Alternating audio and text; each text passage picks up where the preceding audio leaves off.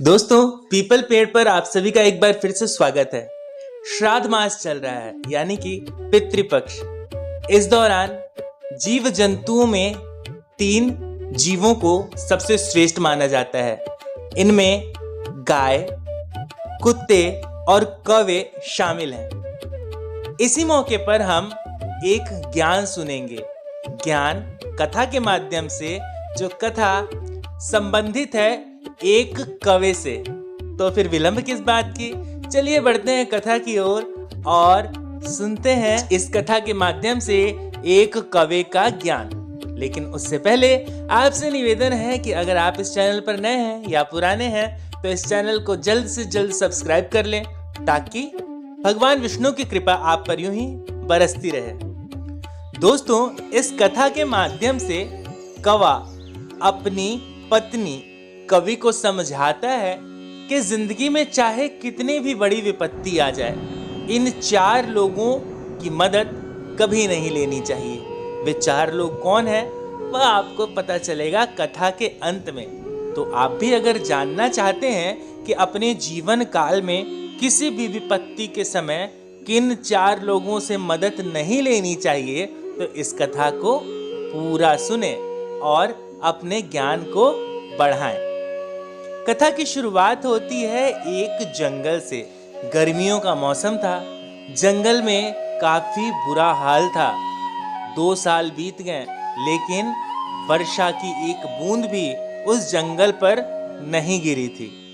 उसी जंगल में एक कौवा अपनी पत्नी के साथ रहा करता था। एक दिन ऐसा समय आया जब कवि को लगा कि बस अब उसके प्राण निकलने ही वाले हैं और वह मर जाएगी। तभी उसे एक लोमड़ी नजर आती है। लोमड़ी मुंह में अपने मांस के छोटे से टुकड़े को लेकर एक पेड़ के नीचे बैठती है। जिस पेड़ के नीचे वह लोमड़ी बैठी होती है, उसी पेड़ पर कौवा और उसकी पत्नी बैठे होते हैं। कवि को लगता है कि अगर वह मांस का टुकड़ा हमें भी थोड़ा सा मिल जाए तो हमारी जान बच जाएगी।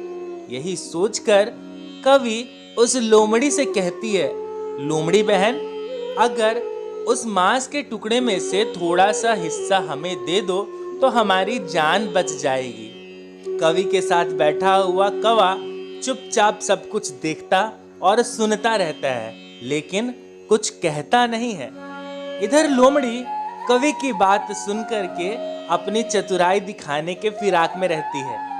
वह सोचती है कि इस थोड़े से मांस से भला मेरा क्या होने वाला है। चलो इसी बहाने कवि को नीचे बुलाते हैं, और जब वह इस मांस के टुकड़े को खाना शुरू करेगी तब मैं उसे दबोच लूंगी। लोमड़ी कहती है, ठीक है कवि बहन, नीचे आ जाओ और यह मांस का टुकड़ा ले जाओ। इतने में कवि उड़ान भरने के लिए तैयार होती है। तभी उसके साथ बैठा हुआ कौवा उसके हाथों को पकड़ लेता है और कहता है, मूर्ख हो, पागल हो गई हो जो उस लोमड़ी के चाल में आ रही हो। तुम्हें पता नहीं वह साजिश कर रही है। कवि कहती है, ऐसा नहीं हो सकता। वह हमारी मदद करने के लिए एक तो हमें नीचे बुला रही है, ऊपर से आप हमें जाने से रोक रहे हो। इस पर कौवा कहता है, ठीक है, लगता है तुम ऐसे नहीं मानोगी, तो चलो मैं तुम्हें एक कथा सुनाता हूँ। और कौवा कवि से एक कथा कहता है। बहुत पहले की बात है, जब एक बड़े वट वृक्ष में एक तोती रहा करती थी।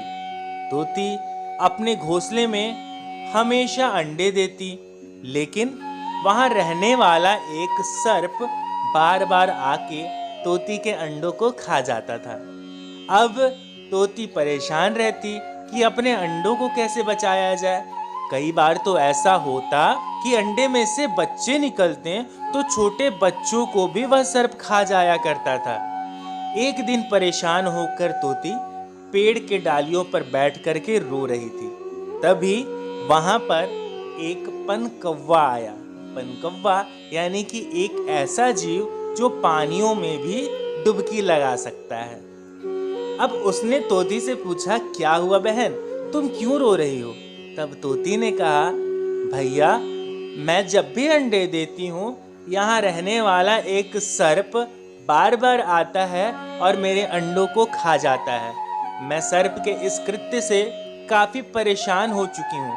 अब मुझे समझ में नहीं आता कि मैं क्या करूँ। तब पनकव्वा कहता है, सुनो, मेरे पास एक योजना है, लेकिन उसके लिए तुम्हें मेरे साथ चलना होगा। तोती तैयार हो जाती है।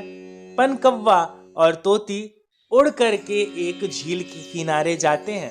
तब तोती पनकव्वे से पूछती है, भैया, हम यहाँ क्यों आए हैं?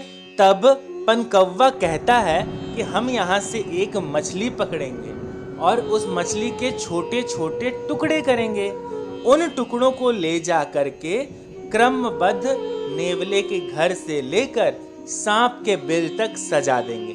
अब देखो, होगा ऐसा कि मछली के टुकड़ों को खाते खाते नेवला अंततः सांप के बिल के पास पहुंचेगा और वह सांप को मार के खा जाएगा। ऐसे में सांप भी मर जाएगा और लाठी भी नहीं टूटेगी। तोती को यह योजना काफी पसंद आती है। नीति के मुताबिक दोनों एक मछली पकड़ते हैं और ले जा करके मछली के छोटे छोटे टुकड़े करते हैं।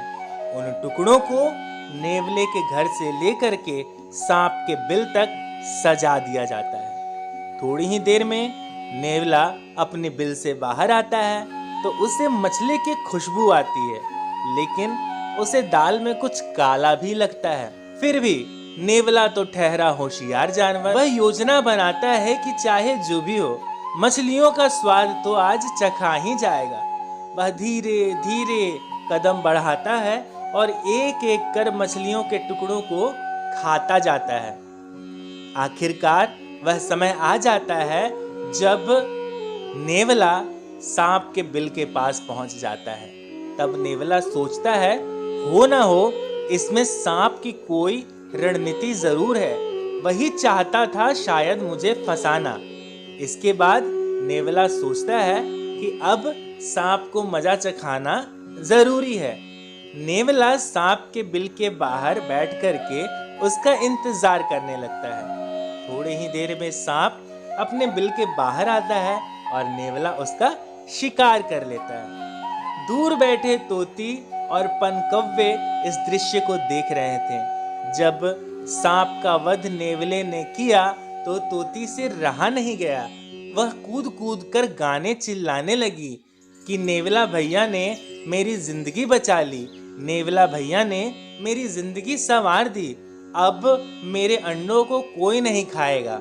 तब तोती की आवाज को सुनकर नेवले की नजर उस पर पड़ती है और नेवला समझ जाता है कि यह नीति तो तोती की ही थी। ऐसे में नेवले को बिल्कुल भी नहीं पसंद आता है कि एक साजिश करके उसका इस्तेमाल किया गया है। तब नेवला कहता है, तोती बहन, उतने दूर से ही जश्न मनाओगी या फिर मेरे पास भी आओगी? तब तोती कहती है, नेवला भैया, आपने मेरी मदद की है, मैं आपके पास भला क्यों नहीं आऊंगी? और वह उड़कर नेवले के पास चली जाती है। फिर क्या था, नेवला मौके का फायदा उठाता है और तोती को मार डालता है। कौवा कवि से कहता है, देखो, तुम भी इसी साजिश का शिकार होने जा रही हो। वह लोमड़ी काफी चतुर है, वह मांस के टुकड़े के बहाने तुम्हें नीचे बुला रही है और वह तुम्हारी हत्या कर देगी और तुम्हें खा जाएगी। अब तुम मेरी एक बात ध्यान से सुनो।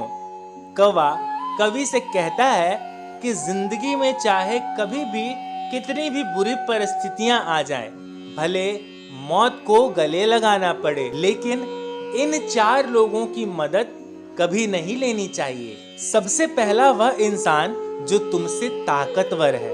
ताकतवर इंसान से अगर तुम मदद लोगे तो वह हमेशा तुम्हारी मजबूरी का फायदा उठाएगा। दूसरा, किसी छलिए से मदद कभी नहीं लेनी चाहिए। लोमड़ी को तो तुम जानती हो, वह कभी छल के अलावा दूसरा काम कर ही नहीं सकती, तो तुम ऐसा कैसे सोच सकती हो कि इस मजबूरी में वह तुम्हारा साथ देगी। तीसरा, किसी झूठे का। अब एक बात बताओ, पूरे जंगल में भूखमरी का माहौल है, ऐसे में भला कौन होगा जो अपना पेट न भरकर तुम्हारा पेट भरेगा। तो लोमड़ी तो यहाँ झूठी निकली। किसी भी झूठे से मदद लोगी तो तुम भी झूठी कहलाओगी और इसका हर्जाना तुम्हें भुगतना पड़ेगा। और चौथा वह इंसान जिसका एहसान तुम कभी चुका ना सको। अब एक बात बताओ, आज अगर इस लोमड़ी ने तुम्हारी मदद कर दी तो फिर आगे चलकर तुम उसका एहसान भला कैसे चुकाओगी।